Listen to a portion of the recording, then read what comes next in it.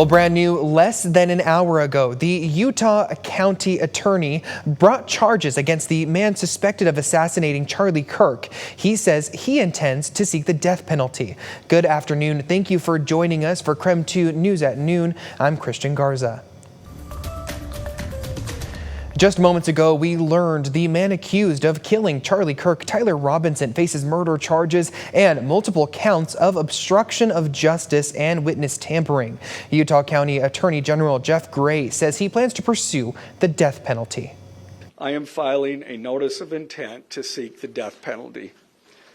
I do not take this decision lightly, and it is a decision I have made independently as county attorney, based solely on the available evidence and circumstances and nature of the crime.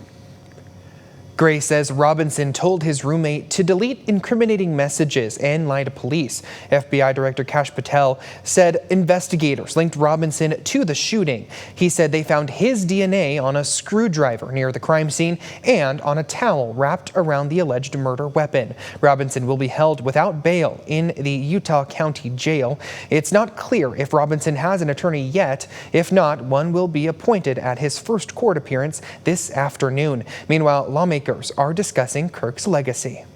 Our friend Charlie, and he was a friend to so many of us, would not want us to be stuck in that grief. He would not want us to be overcome by despair. Instead, he would want everyone to go out and be happy warriors as he was, to honor his memory by doing what Charlie did, and that is encouraging the free exchange of ideas. A public memorial service for Charlie Kirk is scheduled for Sunday, September 21st in Glendale, Arizona. President Trump, along with top political officials and influencers, are expected to attend Kirk's memorial service. An instructor at North Idaho College is on administrative leave for reportedly making insensitive comments about Charlie Kirk. Our news partners at the Coeur d'Alene Press say school administrators started an investigation on Friday. The next day, the college sent out a bulletin saying they put the instructor on leave. They said they did this to keep students and staff safe with escalating tensions. An NIC spokesperson told our news partners the school had more security and law enforcement on campus on Monday as a precaution. According to a meeting agenda, the NIC trustees held an executive session last night. They went over the impact of the post on the college community. Alrighty, switching things over to weather this afternoon, let's bring in meteorologist Thomas Patrick. Good afternoon, Thomas. Yeah, like you were mentioning earlier, definitely a chilly start to this week. I would know, I was out there this morning and I had to get my big jacket on. So is that something we can maybe see for the upcoming week, or are things going to change? So the answer to that is things are going to change. It's going to be much warmer for the rest of this week. Really, the morning temperatures were just a hangover from yesterday's cool weather, because yesterday was only 60 degrees for the high temperature. Right now, it's already 66 as of noon. Of course, the sun shining brightly over my head here. We're in the upper 60s and almost low 70s in North Idaho already. So basically, all clear skies throughout the inland Northwest. Might be still a little bit of leftover trickling of cloud cover in our northern areas, but it doesn't seem like it's slowing down that sunshine very much. Looks like we'll get up to about 80 for the high temperature today. I have 81 in Coeur d'Alene and 79 just behind here in Spokane. So plenty warm. It's certainly almost 20 degrees warmer than it was yesterday. That is a huge step up temperature-wise. But it doesn't stop there. Okay, it's not going to be another 20 degrees, but I think we could get into the mid to upper 80s before the week's end for this final week of the summer season. It looks like it could be one or two last hurrahs of summer weather ahead of us. So coming up, we'll show you how warm the upcoming week is going to be in contrast to that cold start that we had yesterday.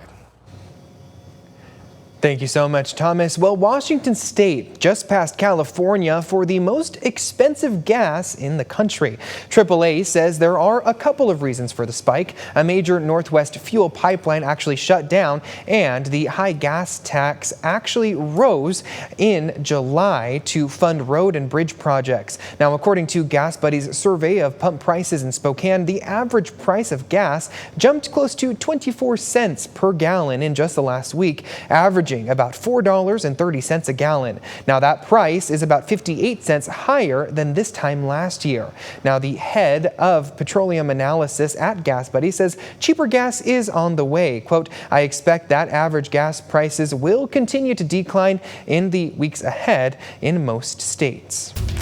Speaking of Washington, new data shows Canadian travel from British Columbia to Washington is way down from this time last year.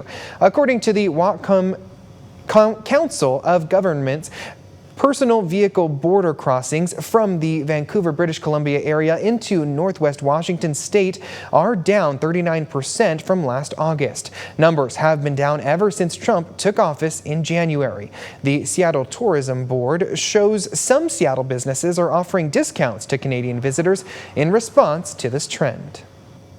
And some sad news today. Legendary actor and director Robert Redford has died. His publicist said Redford passed away at his home at Sundance in the mountains of Utah, surrounded by loved ones. Now, they did not share a cause of death. Redford was known for his starring roles in Butch Cassidy, the Sundance Kid, and All the President's Men. He also directed award-winning films such as Ordinary People and A River Runs Through It. Redford was 89 years old.